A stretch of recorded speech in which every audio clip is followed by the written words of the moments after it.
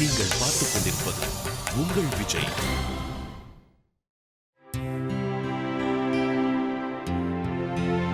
மீனாட்சி, கோதுமை மாவு தீரப்போகுது, அதனால மாவு அரைக்க கொடு. சரிங்க அத்தை. அப்புறம் காஞ்ச மிளகெல்லாம் டப்பால இருக்குல்ல, அது எல்லாத்தையும் எடுத்து வெயில காய வச்சிரு. சரிங்க அத்தை. கிராமத்துல இருந்து ஏதாவது வாங்கிட்டு வரணுமா? இல்ல, அதெல்லாம் ஒண்ணு வேண்டாம் அத்தை. நீங்க அங்கிருந்து சந்தோஷமா திரும்பி வந்தா போதும். அப்புறம் அங்க குளிர் அதிகமா இருக்கும்னு கேள்விப்பட்டேன், அதனால போர்வையெல்லாம் எடுத்துட்டு போயிடுங்க. அங்க கொஞ்சம் ஜாக்கிரதையா இருங்க. அப்புறம் இன்னொரு விஷயம் அத்தை, உங்களால முடிஞ்சா அங்க காஞ்ச மிளகு அதிகமா இருக்கும்ல, அதை வாங்கிட்டு வாங்க. பெரியத்த அவங்க கையால செஞ்ச ஊறுகாய் அதுவும் நல்லா இருக்கும்ல, முடிஞ்சா அதையும் கொஞ்சம் எடுத்துட்டு வாங்க. அப்புறம் அத்தை, உங்களால முடிஞ்சா அங்க ஒரு பஸ் ஸ்டாண்ட் இருக்குல்ல, அதுக்கு பக்கத்துல ஒரு செருப்பு கடை இருக்கு. அவங்க கிட்ட செருப்பெல்லாம் நல்லா இருக்கும், முடிஞ்சு அதையும் வாங்கிட்டு வாங்க. இவருக்கு அதெல்லாம் ரொம்ப பிடிக்கும். இதை தவிர எனக்கு வேற எதுவும் வேண்டாம் அத்தை. நீங்க சந்தோஷமா போயிட்டு வந்தா போதும். அப்புறம் நீங்க சீக்கிரம் வந்துருங்க. கிராமத்துல அத்தை வீட்டு பக்கத்துல வீடு கட்டியிருக்காங்களாம். உனக்கு வேணும்னா அந்த வீட்ல இருந்து ஒரு 2 ரூம் எடுத்துட்டு வரவா? இன்னும் வேற எது மிச்சம் இருக்குன்னு எதுவும் வேணாங்கிற? அதுவும் இல்லாம நாங்க அங்க போன உடனே உன்னை பத்தியும் மத்தவங்கள பத்தியும் அத்தை நிச்சயமா கேட்பாங்க. ஆனா எல்லாரும் குடும்பத்தோட போனோம்னா இங்க யார் பாத்துக்குவாங்க? விக்ரம் வேற தினமும் கடைக்கு போகணும், அதனால இங்க இருந்து எல்லாத்தையும் நீயே பாத்துக்கோ. நாங்க எல்லாரும் போறோம்ல, என்னை பொறுத்த வரைக்கும் அதுவே போதும்.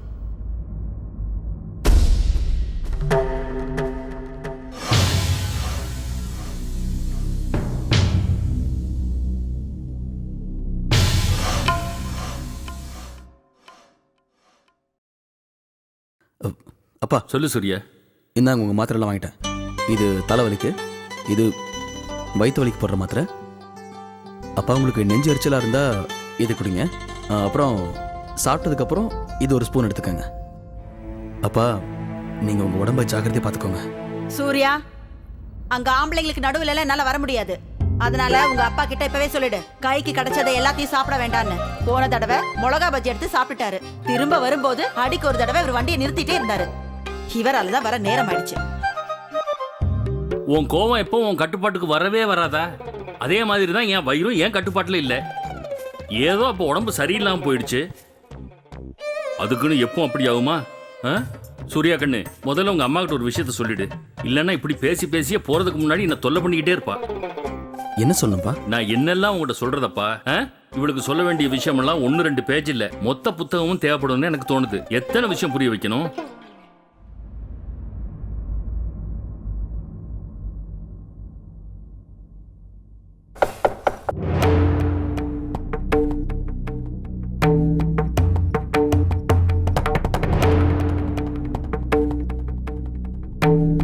சொல்லுங்க. சந்தியா இருக்கிறது இந்த வீட்டில் தானே? ஆமாம் சார். நீங்கள் யாரு? ஆமாங்க, நான் உங்களோட காலேஜ் பிரின்சிபல். அவங்க வீட்டில் இருக்காங்களா? இருக்காங்க. உள்ள வாங்க. கஸ்தூரி, சொல்லுங்க சூர்யா. சீக்கிரம் உங்க அண்ணிக்கிட்ட போய் அவங்க காலேஜில் இருந்து ஹெட் மாஸ்டர் வந்திருக்காங்கன்னு சொல்லு. சரி, இப்பவே போய் சொல்றேன். நீங்க வாங்க. அண்ணி, சீக்கிரம் வாங்க. அங்க காலேஜ்ல இருந்து ஹெட் மாஸ்டர் ஐயா வந்திருக்காரு. வாங்க வாங்க, சீக்கிரம் வாங்க.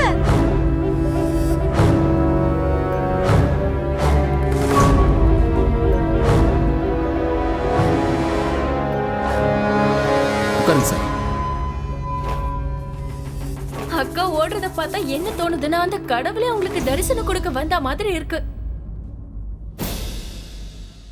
Good morning sir. Very good morning Sandhya. How are you Sandhya? I am fine sir.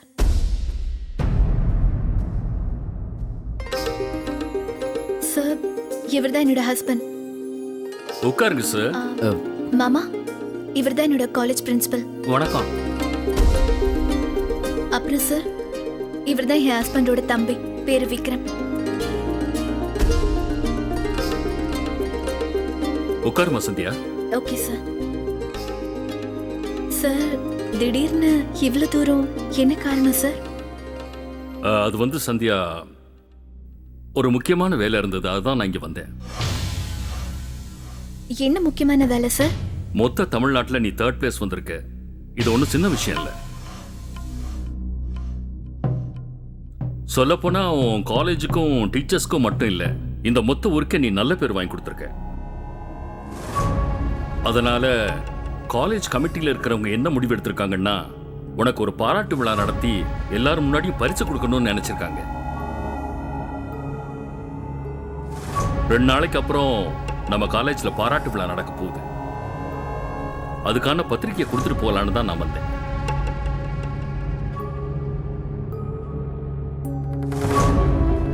Sir, ஆனா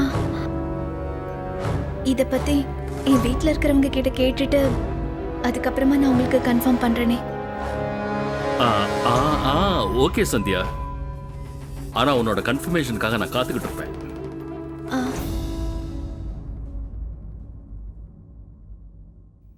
இந்தாங்க. எதுக்குமா இதெல்லாம்? என்னங்க, ஏன் அவசியம் இல்லைங்கிறீங்க?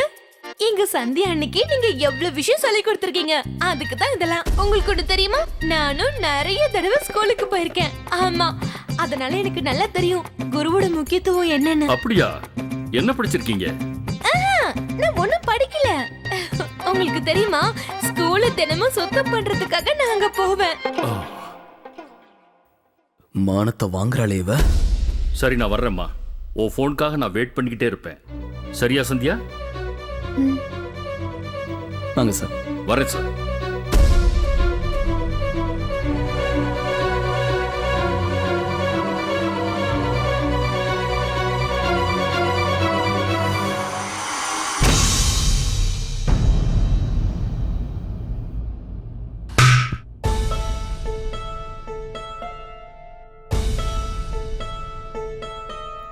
மீனாட்சி, சொல்லுங்க அத்தை. இந்த டப்பால தண்ணி பிடிச்சு வை. நான் அதுக்குள்ள புடவை மாத்திட்டு வந்துடுறேன். சரிங்க அத்தை, எனக்கு நல்லா புரிஞ்சிருச்சு. நீங்க சீக்கிரமா கிளம்புனா எனக்கு அதுவே போதும்.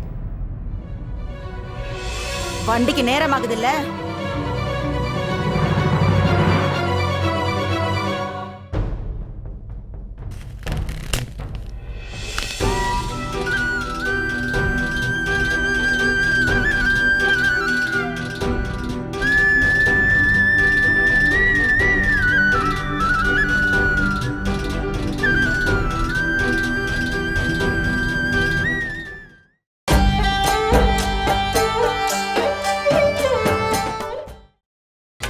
நீங்கள் பார்த்துக் கொண்டிருப்பது உங்கள் விஜய்.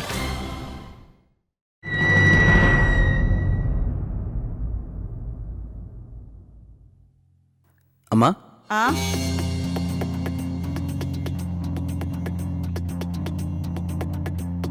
அம்மா, அது வந்து சந்தியாவோட காலேஜில் இருந்து அவங்க ஹெட் மாஸ்டர் ஐயா வந்திருந்தாரு. அவர் சந்தியாவை 2 நாளைக்கு அப்புறம் காலேஜுக்கு வர சொல்லியிருக்காரு. அங்கே பெரிய பாராட்டு விழா இருக்கான். அதனால அதில் கலந்துக்கிறதுக்கு உங்கள் அனுமதி வேணும். சூர்யா, பரிசு கொடுக்க அவங்க தயாரா இருக்காங்க. பரிசு வாங்குறவங்களும் தயாரா இருக்காங்க. அப்படி இருக்கும்போது என்கிட்ட வந்து அனுமதி கேட்கறதுல என்ன பிரயோஜனம்? ஆனா அம்மா, அது வந்து போதும் சூர்யா. உண்மையான சூரியன் உதிக்கிறதோ அஸ்தமிக்கிறதோ என்னோட கையில இல்ல. என் புள்ள சூர்யாவும் என் கையில இல்ல. அத்தை,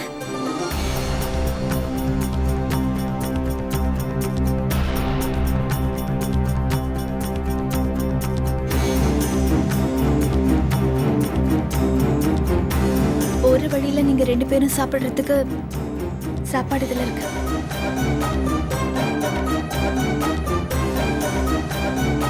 அம்மா சந்தியா, உன் சார்பா பேச இப்பதான் உன் புருஷன் என் ரூம்க்கு வந்திருக்கான். என்னோட பொண்டாட்டி அவ காலேஜுக்கு போய் பரிசு வாங்கணும்னு சொல்றான்.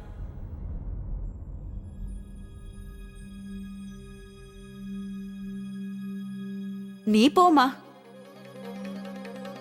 பேசாம ஒண்ணு பண்ணு, ஸ்கூட்டர்ல போயிட்டு வா. இன்னொரு விஷயம், போகும்போது பேண்ட் ஷர்ட் போட்டுக்கிட்டு போ. நான் ஒண்ணு தடுக்க மாட்டேன்.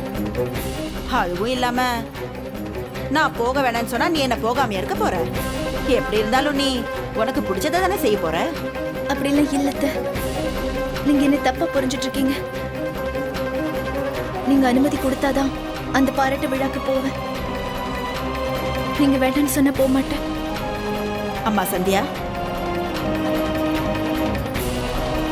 ஒரு பொண்ணுக்கு கல்யாணம் ஆனதுக்கு அப்புறம் நலங்கு வைக்கிற சடங்கு எதுக்கு நடக்குதுன்னு தெரியுமா? அந்த நிமிஷம் நலங்கு வைக்கும்போது அவ பிறந்த வீட்டை அவ மறக்கணும். பிறந்த வீட்டுல செஞ்சுக்கிட்டு இருந்த வேலை, பிறந்த வீட்டு பழக்கங்கள், பிறந்த வீட்டோட சுதந்திரம் எல்லாமே அந்த நலங்கோடவே சேர்ந்து போயிடும். எல்லாமே தண்ணியோட தண்ணியா போயிடும்.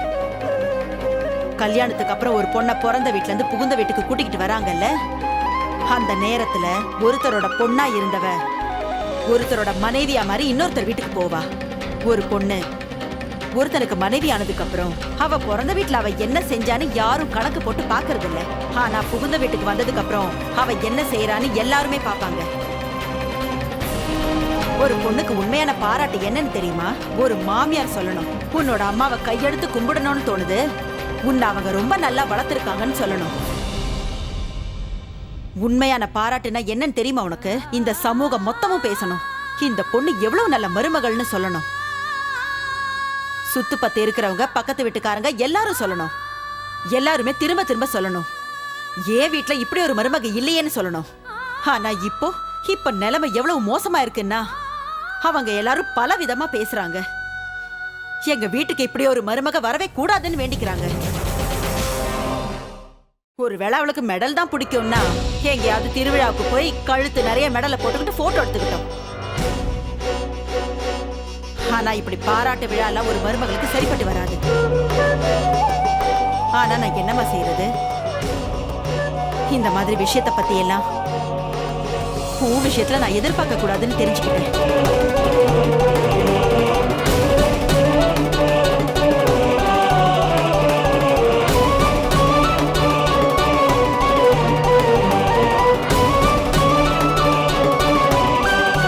கொஞ்சம் இரு சந்தியா.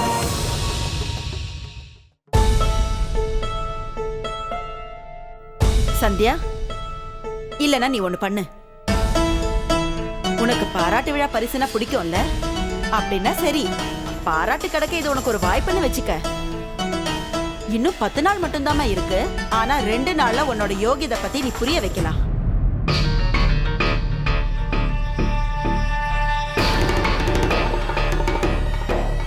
அதனால இப்ப நீ ஒண்ணு பண்ணு, எங்க கூட ஊருக்கு நீங்க 2 பேருமே வாங்க. அங்க அந்த ஊர்ல தான் உனக்கான உண்மையான பரீட்சை.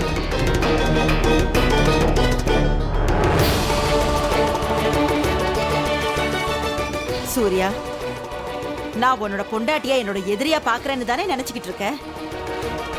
நீ அப்படிதான் நினைப்ப. உன் மனசுல ஆழமா அது பதிஞ்சிருக்கு. உன் அம்மா உன் பொண்டாட்டிய வேணும்னே கஷ்டப்படுத்துறான்னு நினைச்சுக்கிட்டு இருக்கல. அதனாலதான் சொல்றேன், அங்க இன்னும் நிறைய பேர் இருப்பாங்க. அங்க இருக்கிறவங்களுக்கு உன் மனைவியோட எந்த சம்பந்தமும் இல்ல. யாரும் இவ்வளவு எதிரியாவும் நினைக்க மாட்டாங்க. அங்க இருக்கிறது உன்னோட பாட்டி, உன்னோட பெரியத்தை, உன்னோட சித்தி. அவங்க எல்லாரும் உன்னோட பொண்டாட்டி எப்படின்னு சொல்லட்டும்.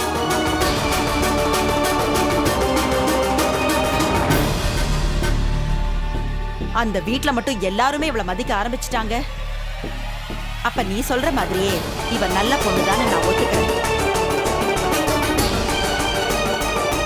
இல்லைன்னா இப்படி 2 பேருமே ஒருத்தரை ஒருத்தர் பாராட்டிக்கிட்டு வாழ்நாள் முழுக்க வாழணும். நீ ரொம்ப நல்லவ, நீங்க நல்லவன்னு சொல்லிக்கிட்டே போக வேண்டியதுதான். அதுக்கப்புறம் நீ மட்டும்தான் என்கிட்ட வந்து என் மனைவி மேல எனக்கு முழு நம்பிக்கை இருக்குமான்னு சொல்லணும். ஆனா நான் நம்ப மாட்டேன். அத்தை, நீங்க சொல்றபடி நான் உங்க கூட வரேன்.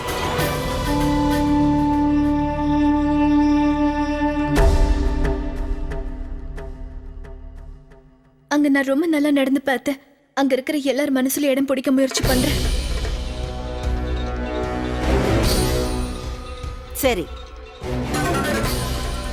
அப்ப துணிமணி எல்லாம் எடுத்து வச்சுட்டு வா. சரிங்க. இன்னொரு விஷயம், கிளம்புறதுக்கு முன்னாடி அந்த அம்மன் கிட்ட போய் நல்லா பிரார்த்தனை பண்ணிக்க. போகணும். சரிங்க.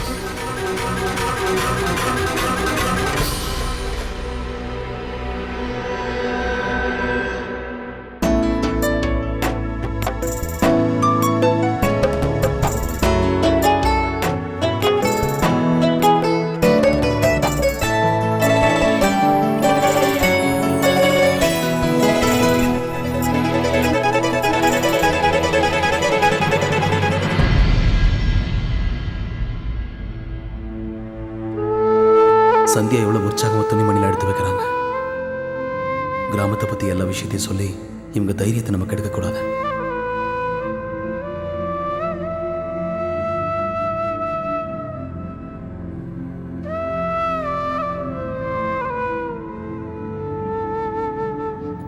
சந்தியா, நம்ம 2 பேரோட துணிமணியை தனியாகவே எடுத்து வைங்க. அங்கே நாம் 2 பேரும் தங்க போகிற இடம் தனித்தனியாக தான் இருக்கும். அதுக்காக தான். ம்.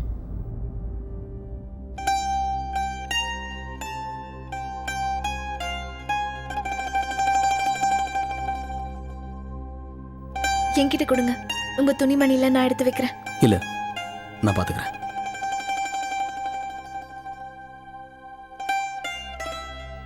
அப்புறங்க அங்க யாரெல்லாம் இருப்பாங்க? முதல்ல என்கிட்ட சொன்னீங்கன்னா நான் அதை பத்தி தெரிஞ்சுக்க முடியும். அங்கே நிறைய சொந்தக்காரங்களாக இருப்பாங்க. பாட்டி, அப்புறம் பெரிய பாட்டி, அப்புறம் அப்பாவோட கூட பிறந்தவங்க, அப்புறம் சித்தி, அண்ணா, அண்ணி, இவங்க மட்டும் இல்லாமல் பக்கத்து வீட்டுக்காரங்க, அவங்க இவங்கன்னு நிறைய பேர். அப்புறம் சந்தியா, அங்கே உங்களால் சமாளிக்க முடியும்ல? நான் சமாளிப்பேங்க. நான் கல்யாணத்துக்கு போறதுன்னு முதல் தடவை கிடையாது. சொல்லப்போனா இந்த மாதிரி கல்யாணம் காட்சின்னு வந்தாதான் எல்லாரையும் சந்திக்க முடியும். அப்புறம் நம்ம வீட்டு சடங்கு சம்பிரதாயத்தை பத்தியும் தெரிஞ்சுக்க முடியும். அப்புறம் எல்லாரும் எப்படின்னு தெரிஞ்சுக்கலாம்.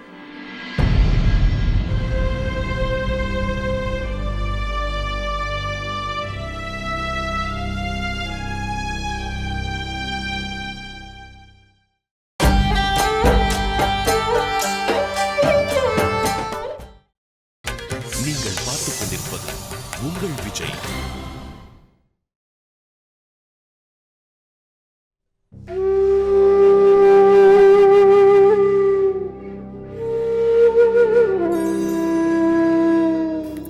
என்ன விஷயம்னா, இது வரைக்கும் நீங்கள் பார்த்த கல்யாணம்ல வேறு மாதிரி இருக்கும். இது கொஞ்சம் வித்தியாசமாக இருக்கும். அதான் ஏன் சொல்கிறேன்னா, நீங்கள் இந்த வீட்டோட புது மருமக இல்லையா? அதனால் எல்லாரும் உங்களையே தான் கவனிச்சிட்டு இருப்பாங்க. ஓ, அது சகஜம் தானுங்க. புதுசா எது இருந்தாலும் சரி, அதை பார்க்கணும், அதை பத்தி தெரிஞ்சுக்கணும்னு ஆசைப்படுவாங்கல்ல. அப்புறம் உங்களுக்கு வேறு ஏதாவது பிரச்சனை தோணுச்சுன்னா நீங்கள் அம்மாகிட்ட பேசுங்க. அவங்க என்ன சொல்கிறாங்களோ அதை அப்படியே செஞ்சுருங்க. அந்த வீட்டை பொறுத்த வரைக்கும் அம்மாவும் மருமக தானே. சரிங்க.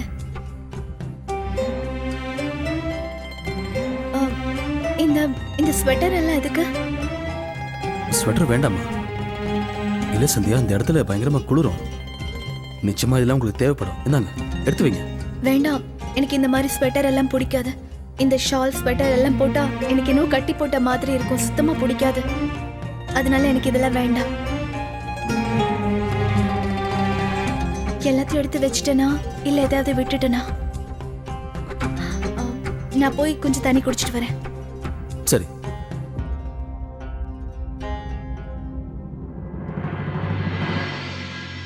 சரோஜா, முதல்ல சூர்யா மனைவியை நம்ம ஊருக்கு கூட்டிட்டு போக வேணான்னு சொன்னதே நீதானே? ஏன் உன் முடிவை நீயே மாத்திக்கிட்ட?